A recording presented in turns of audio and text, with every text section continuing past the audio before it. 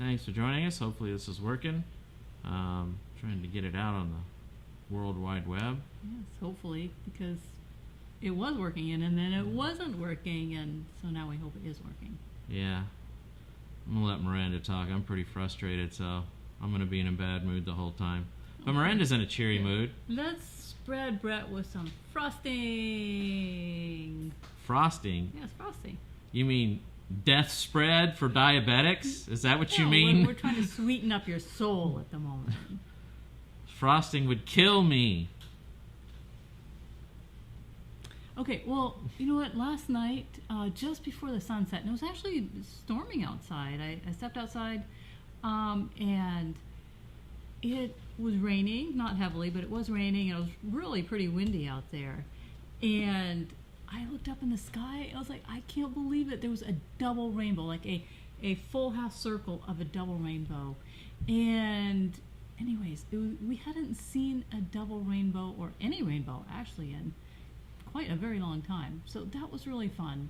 And, you know, it just always reminds us of God's promises when we see God's rainbow. And that kind of goes along with our story that we're talking about today. Because we'll be talking about Sarah, or otherwise known as Sarai, before she had her son, and how God had promised her husband a son. And, you know, 10 years later, it still hadn't happened yet. You know what God didn't promise? What didn't he promise? That the DSLR would work for live streaming. That's what he didn't promise. That's what I'm frustrated over, by the way. Oh, yeah. We were going to try all new way of broadcasting, and it didn't work. It was working before, and it didn't work. Now I'm frustrated.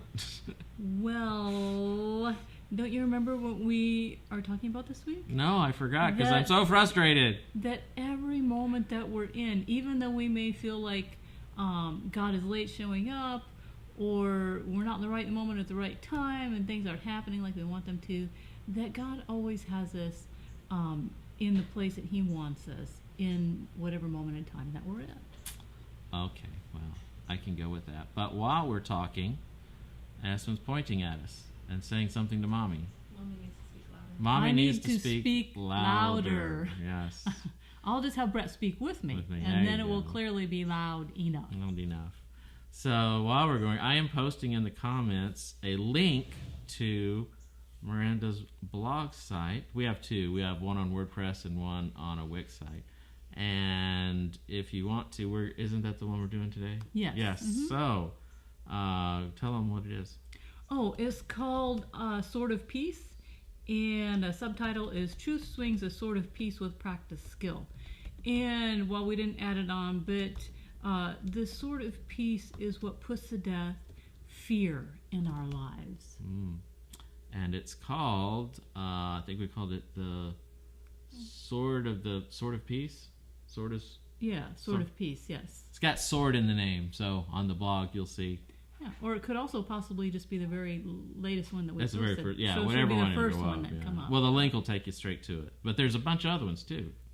In fact, the Wix one only has last year or so, but the WordPress has got years and years of blog posts. If you want to see Miranda in her early days of writing, go to the WordPress one. That was 20 years ago. I think it was 14 years, because Brett used to tell me real writers write every day, and I would just kind of laugh it off and say, well, that's fine because I'm not a real writer, therefore I don't have to write every day. Well, I would write sporadically, but I remember once it was the end of the year, and I saw someone else started a blog post, and I thought, you know what, maybe I'll start a blog post, and I can commit to myself to write a devotional thought every single day, and then I will have had 1 year of writing every single day. After that, I didn't stop to think about what it would or wouldn't be. Mm-hmm. So I did. I wrote a devotional thought based on something that had happened in my day, every day for a year. Even when we'd be on the road or something like that, I was committed. And then probably for several months, 3-4 months after that, I still posted every day, because that was quite the habit after a year. And then I posted less often, but I would still post. And eventually, though, it was 2017, I think, was my last post. And so I didn't go back and check my stats to see if anybody was reading. Life was busy, and I didn't figure anything. I figured I quit writing, people would quit reading, right? Turns out, a few months back, I get a couple emails. 2 emails from separate people in one day that they liked one of my old posts. I was like, are you serious? I should start reposting again. Well, of course I didn't, right? But just now in April, I had a couple more likes on my blog posts. And I thought, you know what? I think I will just go ahead and start posting. Well, I made my first post, and of all things, a woman I used to work with, right. My goodness, it was back 2000, 2001, something like that. She contacted me through the blog post place because way back when, she kind of wondered what had happened to me, so she looked me up and she found me that I was writing the blog post, and she signed up for it and such. Of course, eventually I quit posting, and that was that. But she said, all of a sudden, I see this notification from you in the email, and first of all I wondered what it was, because clearly 7 years has been a long time, right? And so she just emailed me and told me how much she enjoyed it, and we shared a couple emails catching up and such. So anyways, here we are, starting to post a blog, not daily like before, but at least once, maybe twice a week. Yep, fun stuff. Yes, fun stuff. And I was just so surprised when I went to look at the stats how many people were still reading my stuff. It was very unusual in the month of August last year. 200 viewers? That's insane. So it was inspiring to start writing again. So, but that was unusual, 200 for 1 month anyways. But it was inspiring all the same. So it's fun to do it again and just know that every now and again a seed is being planted in someone's life. I don't have a blog. He sort of has a blog because Brett gets to proofread all my stuff and then post it for me. Oh, yeah. Some of the... I can post on the one, but the other one is a little more technical. I would have to learn how to post it. So I just let him post it for me, right? It works really well for me.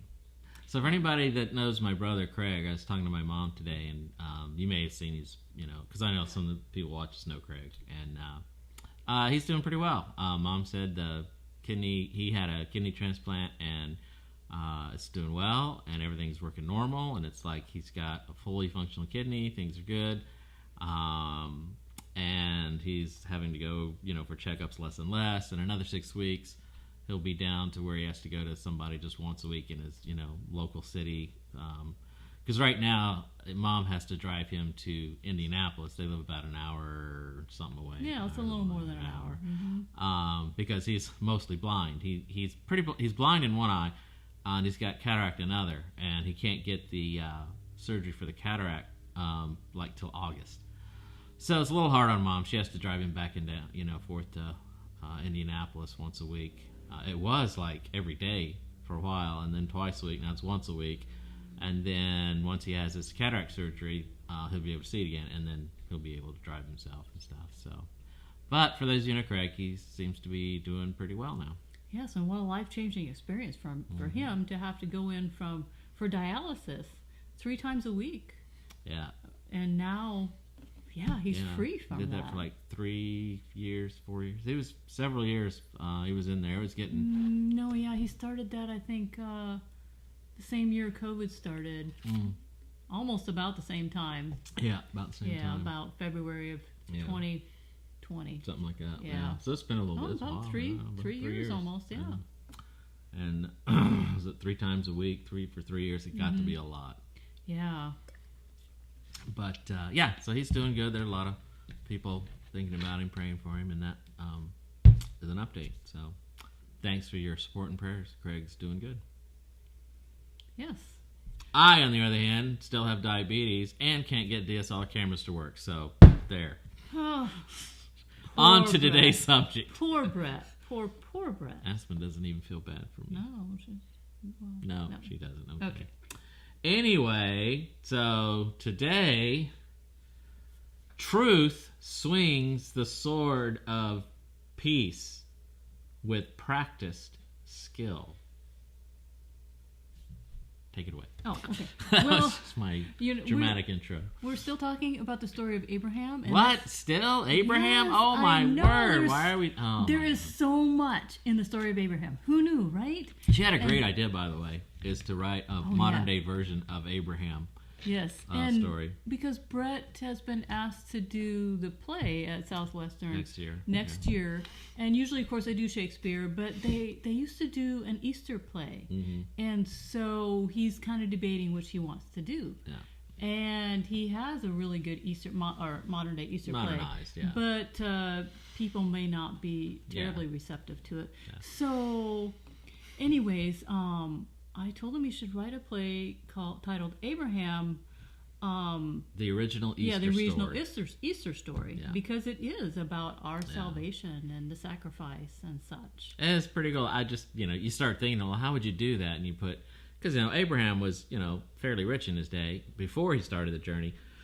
So you thought, well, you got to start off some, business tycoon, millionaire, whatever. He's a really, well-to-do guy, and he's older, and and God comes and said, oh, you're going to get up and you're going to travel and go someplace, I'm going to tell you, and you just like Abraham's, well, okay, God, but you got to tell me, where I'm going, what's the destination, because I can't book plane tickets unless I know that. God being like, I don't think we're gonna go by plane, and Abraham's like, but I do have the private jet, so we got says, no, we're not gonna fly, and okay, well, still, for if I train, because I have a luxurious train car I could attach on any train, go anywhere, but I need to know which track to put it on. We're not going by train either. No, I'm thinking more, that old Winnebago your dad has in the garage. We're going to use one of those, In fact, you're going to need a bunch of them because you're going to take everybody with you. Yeah, what a trip, right? Yeah, wouldn't that be awesome? Abraham and his old Winnebago traveling, not knowing where he's going. There's all kinds of stuff you could do with it. Yeah. None of which has anything to do with today's topic, which is the truth swings the sword of peace with practice skill. Yes, and how this applies is to the small piece that Sarai plays in this story. Yeah. So Sarai was worried that she was not in the right place at the right time, right? Because God had promised her husband a son 10 years earlier when she was probably about 65. And now she's 75, and she realizes that she is past the age of physically having children. And Sarah believes she's not in the right place at the right time, and so she sets about changing that. Mm-hmm. But she learns any number of things during this process. She learns that, one, God does not need her help at all.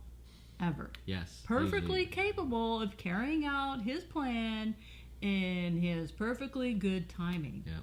And so she learns that all her hard work and all of her planning only created a heavier burden for her to carry and not the more joy that she was looking for. Yes. But she has that biological clock. Right.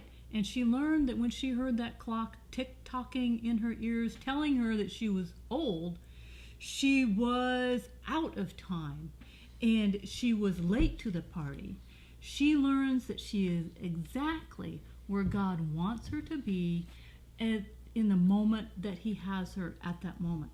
And so each moment of time is a place to wait on God to fulfill his promises to us. And it's a place for him to change our burdens into his glory, because that's clearly exactly what happened to Sarai. Mm-hmm. Her burdens became his glory. So we're going to explore this a little bit further by looking at Psalm 23:5. And what does Psalm 23:5 say, Miranda? Well, it says, he prepares a table before me in the presence of my enemies. And the thing is, when we are in the presence of our enemies, we often have one of two reactions. And that is either fight or flight. Yeah, that passage never made sense to me. Why would God make a banquet in front of my enemies? Why would I want to eat in front of my enemies? That would seem to be a very uncomfortable place. A bit of indigestion or something, yes, right? That would not be a very peaceful, relaxing, let's have a spread while all my enemies watch me. Yes, and you kind of hope God has a bunch of, Peptid AC or something like that there for you. So, okay, but both fight and flight are inspired by fear. So when I'm ready, though, to either stand up and fight or run away in fear, God comes in and he prepares this table before me. I imagine it a massive table because God provides all that we need, right? And yet, when God invites me to sit down at the table that is covered with all these things that I need, he also hands me a menu. Because the question the text begs to ask or answer is, what is on the menu? And isn't that the most important part? Like when you want to go to a restaurant, don't you first of all say, what's on the menu? I don't know. We don't go to restaurants. You do go to restaurants. No, we don't go to restaurants. That's true. We don't go to restaurants anymore. But here in Texas, it's like, is it barbecue? Is it Mexican or Asian or burgers or fast food or what is on the menu? And not only that, what also helps to help us make up our mind whether we want to partake of their food is how expensive is it? Still haven't found a great barbecue place. Maybe not super great, but there's that town a few miles away, several hours away, that's supposed to have like one of the top rated in the U.S. or something like that. Oh, it's still an hour and a half past that place we went for we saw the gardens and that sort of thing. Oh, Tyler. Yeah, it's past Tyler, about an hour and a half, yeah. I'm still looking for the great Texas barbecue restaurant. Well, a couple that are not bad, but nothing really like, woo! Yeah. Right. Okay. Because that's what would be on my table. If God prepared a table for me in presence of my enemies, like, here's some really good barbecue. Yes, and it would be the really good barbecue, right? And not just, I'm still looking. It'd be South Carolina barbecue is what it would be. Yeah, we live in Texas. Yeah. Live in Texas. So we're going to have Texas barbecue. Yes. See, then I wouldn't be afraid of my enemies.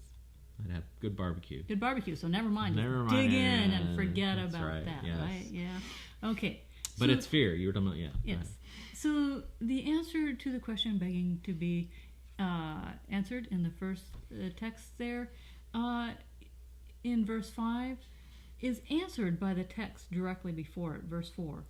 You are with me, your rod and your staff, they comfort me. Now, the rod and the staff of the shepherd, the rod was used to fight the enemies of the sheep. Mm-hmm. And the staff was used to kind of gently guide the sheep back under the path if they were wandering off somewhere.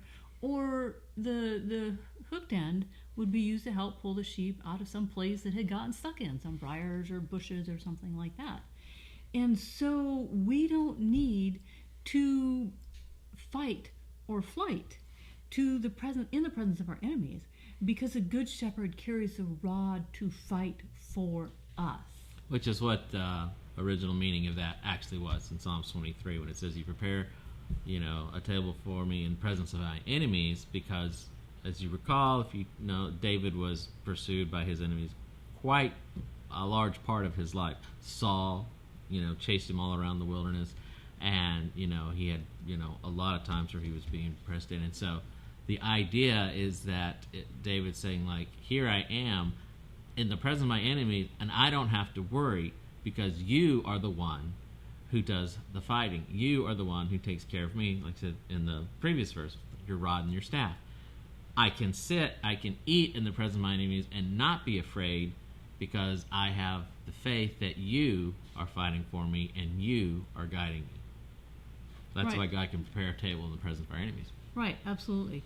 And the one and only item on that menu, prepared in 1,000 different ways, on the table God prepares for us, is love. Because perfect love casts out fear. And when fear is gone, I can sit down at the table God has prepared for me and feast on, take for example, all the fruits of the Spirit, right? Which is love, joy, peace, patience, kindness, goodness, faithfulness, gentleness, and self-control. And when I take up my shield of faith, it extinguishes all the flaming arrows of the evil one. It fights for me in the heavenly realms that I can't even see. Okay? And so it is, while we may take up the shield of faith, there is no fighting done on our behalf. We are just choosing to allow our Good Shepherd to fight for us in a battle that we can't even see. Like a lot of times in the Old Testament, you'll have examples of both where God says, go to battle, I will be with you, and there's victory, and there's other times where God says, go on to battle and just play a bunch of instruments, and I will defeat the enemies. And all examples of God saying, no matter what I'm sending you to, I'm doing the fighting for you. I may send you in with, a, shield and sword, or I may send you in with a guitar and harmonica, but I'm going to do the fighting no matter what the battle is. Right. And, all they needed to do was live out those words that God had told them, which I hadn't quite added this to the blog post, but now you've made the connection for me. The staff, I wanted to say, is the words of God, because they're what nudge us and keep us on the path.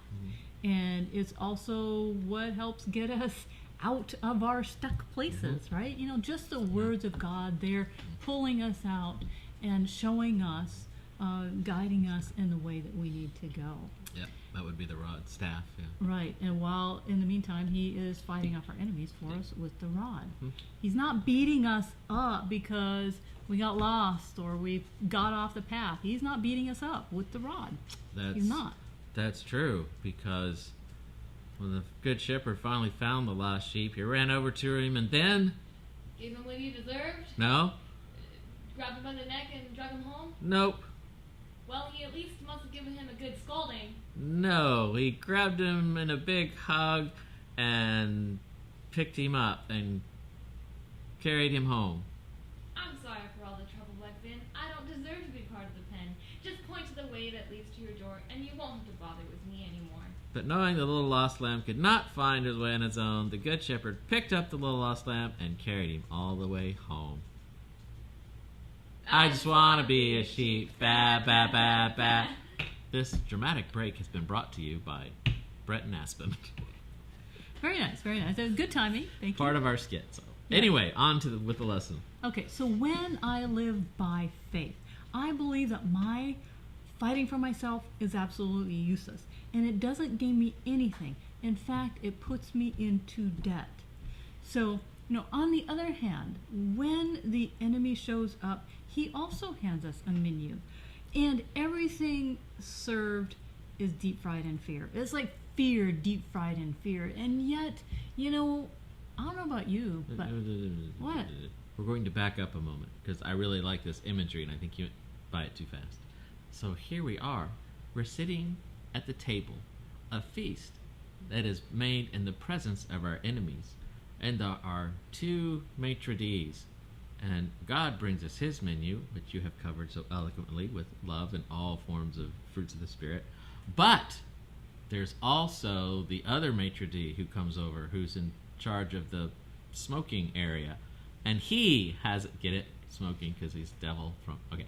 And he has a menu, and on its menu are not fruits of the Spirit, but it's high on the hog, deep fried in fear stuff. Right, just imagine deep fried mozzarella sticks. And, for those who like it, deep fried okra, deep fried zucchini, and, oh, I mean, goodness, deep fried Twinkies. Yeah. Yes. Oh, I don't know about you guys, but I love that crispy, crunchy, on the outside and yet kind of soft and melty on the inside foods. So tasty. And yet, we know it's not good for us. Yeah. But, we love it. And it is so hard to say no because it is so addicting. Just that crunchy, melty stuff. You're not helping me. Okay, and oh, by the way, if you ever eat McDonald's fries, if you haven't tried it, the only way to eat them And I is thought you this get- was disgusting when she first told me, but it's actually really good. It is so good. I learned this when I lived on Kodiak Island, Alaska, and I had some Filipino friends, and they said, "This is how you eat your McDonald's fries." I said, "Okay." So I questioned that because I didn't even like mayonnaise. But when I started eating my fries like this, I became a fan of mayonnaise. So you get a pack of, or several packs, of course, of their sweet and sour sauce, and some packs of their mayonnaise, and you open up the sweet and sour sauce and you put it on your napkin, and then you open up your packet of mayonnaise and you squeeze it on top of the sweet and sour, and then you take those hot deep fried potatoes and you dip them into that combination and eat them, and it's so tasty. Yeah, it doesn't sound good, but it was really good. It is really Yeah. good, yes. Not that we're promoting that kind of eating lifestyle, No. but it is really good. Right, okay, so the enemy serves up plenty of worry, okay? And his Deep fried worry. deep fried worry. Yes. And I don't know why, but it does look so attractive to us. It just always does. does. So his table and menu abound in plenty of, if I don't have, if I don't do, oh my goodness, I'm not going to be the person that I think that I should be, right? And so, the most expensive item on his menu is, I must fight for myself. But when I fight for myself, my perception of the love of God, the free love of God, for me, given to me by his grace and his mercy, gets changed. My perception of what that is gets changed, and it feels far too expensive to do, because it means giving up fighting for myself and letting God fight for me. And that is a hard thing for us to do, to give up fighting for ourselves. Give up control. Right, and we know that we should, but boy oh boy, there's something about them deep fried mozzarella sticks and them french fries that just keep us going back for more. So fear requires us to carry weapons of self-defense. They hurt others and harden our hearts to the antidote to fear, which is love. So let's go back to Sarai. Sarai stood in the land of no promised son, right? Now, just across the way, she can see the land of having a promised son, because God has made that promise, right? And yet between both these lands runs her own personal Jordan River at full flood stage. And she can't see that it is ever going to recede, ever, because she is past the age of ever being able to have children. So Sarai reads the menu that the enemy hands her, and she buys herself a big, huge serving of, I must fight for myself and do something about it.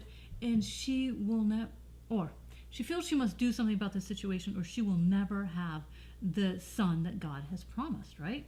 So she decides to build her own bridge across the Jordan River into the other land of having the promised son. Okay, and the thing is, the bridge was already there, right? God had already promised it, right? You're going to go from here to here, and so there is a way across there, but she's not going to be able to see it until the moment in time that God has prepared for that to happen, right? And so Sarai plotted and planned her promised son, but receiving him did not bring her more joy. It did not bring her more satisfaction in her life. In fact, it made her life more miserable, did it not? Rather than full of more joy. And if you're not real familiar with the story, she built her own bridge by having Abraham sleep with Hagar, who then had Ishmael, and that was her. I'm here on this side of the bank, and the promised son that I can dream of is over there, and I'm not seeing the way to do that. God needs my help, so I'm going to build my own bridge by doing it this way. And instead of the joy and everything she thought she might have, it brought a lot of, pain and misery to everyone. Right. The I must fight for myself item on the menu is expensive, and it puts us into debt. I must do it myself. Yes. And the only way of getting out of that debt is just to go to God and ask him to take it. So our good shepherd is a warrior of peace. He swings his sword of peace with practiced skill, putting fear to death for us. We can never get rid of fear by feasting from his menu, ever. Yeah. But he likes to think that we can. Yeah. You never. So, Yeah. did you want to read this last part here? You're such a good reader of those sorts of things. Okay. I am a warrior of peace. I fight on your behalf so that my peace will reign in your heart. The battle is won when you seek me first. A heart that desires me first always wins the battle. From sun up to sundown, the battle rages across the entire earth. The thing is, most people turn to idols of peace that they have built themselves. Self is not to be trusted because peace given by the enemy is trickery. It gives the power to overcome to self, and the heart is deceitfully wicked. Hearts full of self and lies from the evil one can only do battle within itself, creating self-destruction. I hope I got that right because I need glasses and I'm not sure I was doing my best to read that. Yes. Did I get it right? Okay. You did. I need to drink more water today. Yes, because when I drink water, I have better eyesight. Yes. Yeah. I like that. Hearts full of self and lies from the evil one can only do battle within itself, creating. So I'm going to say, guys, this is really it. Hearts full of self and lies from the evil one can only do battle within itself, creating self-destruction. That's pretty deep. Yeah, I guess. I like that. Yeah, we think we're fighting against others, Yeah. but in reality, we're doing real harm and danger to our own personal lives. Yeah. Oh, is that it? And that's it. Oh, and that's sure it. is. Okay. Yes. So, yeah, there you go. I think, I think there's a lot of practical, good lessons to learn from Abraham, Sarah. I mean, obviously all of Abraham's life, but in this situation, the thing that has always stood out to me in this particular thing you wrote was the bridge. I think I liked the bridge across from one place to the next, from what God has promised to the realization of that promise, from where we are today to where God's taking us next, is that the bridge is already there. We just may not be able to see it. Sometimes we may see the opening of the bridge, but it disappears into a fog of mystery because we don't see the future. We don't know where it's going, and it's scary and fear, and but that fear usually comes from the enemy's menu, and I think it's just, it happens to us a lot every day. Sometimes in bigger life events and small life events, but still it happens in so many ways in our lives, all our life. That whole, remember, I made a banquet for you in the presence of your enemies. It's my rod and my staff that fight and guide. And when we try to do it on our own, we end up a lot of times hurting ourselves. But that's okay, because God will bring us back. It's like, well, let's try this again. Yes. And there's always the second chance, the third chance, or the next chance. And because that's how God is, the God of not just second chances, but all chances. And kind of like when I give quizzes and tests, it's like, keep doing it until you pass. Because what I'm really concerned at is that you learn and you pass. And, so we're at where we're at in life. Remember that there is a bridge there. We may not be able to see it, but God has already, before we even knew that we needed it, has built a bridge for us to go from where we're at to where He's taking us next. Absolutely. I guess we're done. And I was waiting for Brett to sign off. Oh, that was my thing. Okay, so we're done. All right, so thanks for joining us. And again, if you want to follow that link in the comments, it takes you to our Seeking Living Truth website. And there's a lot of Miranda's blog posts there. But there's also a bunch of other stuff like we used to do during the COVID, when we were broadcasting all the time from link in. And we used to do other videos too. We used to do the sign language videos for Bible Promises, some of Aspen's videos, some faith story videos called Mustard Seed Story. Mm-hmm. There's a bunch of stuff on there that was just some fun stuff we did while we were all in lockdown. But yeah, some fun stuff. There's even the beginnings of me reading the Bible, the New Testament in Southern language. And so, anyway, check it out. It's a lot of fun. And we'll be back next week with something else. Absolutely. All right. Have a great rest of your